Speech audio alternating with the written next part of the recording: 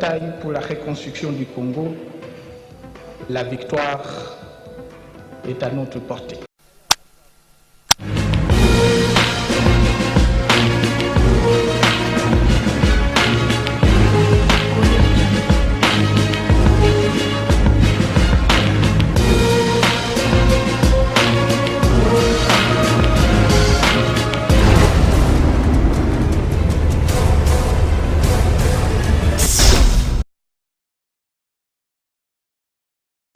L'Assemblée plénière de ce mardi 30 octobre 2012 a approuvé les conclusions du rapport de la Commission des Relations extérieures relatif au projet de loi autorisant la ratification de la Convention de l'Union africaine sur la prévention et la lutte contre la corruption. Le rapport a été de prime abord déclaré recevable après la présentation de son économie générale.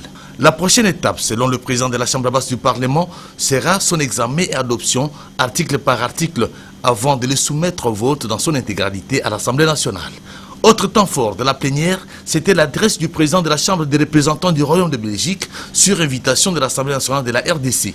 André Flao a exprimé son amitié au peuple congolais représenté. L'orateur a reconnu qu'il n'y a pas de démocratie parfaite. Ces élections peuvent donner lieu à critiques, car des abus regrettables ont été constatés. Mais ceux-ci n'enlèvent cependant rien à la validité finale du scrutin.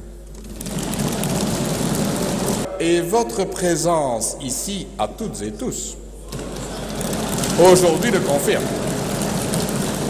Concernant les hostilités dans l'Est, André Flao a fustigé la souffrance de la population. Pour lui, seule la coopération régionale peut apporter la paix durable et l'instauration du secteur de sécurité fort, ainsi que la mise hors d'état de nuire des groupes de mutins. Les soutiens extérieurs que les mutins reçoivent doivent cesser. Et la collaboration des pays voisins est attendue dans ce sens. Introduisant son homologue belge, l'honorable Obé Minakou a relevé la pertinence de cette adresse qui concrétise le reflet du partenariat entre les deux chambres législatives amies et affermit davantage les liens dans le cadre de la diplomatie parlementaire. La 127e Assemblée de l'Union interparlementaire à Québec intercanadienne a été un créneau où plus de 1500 délégations ont donné la pleine mesure de leur connaissance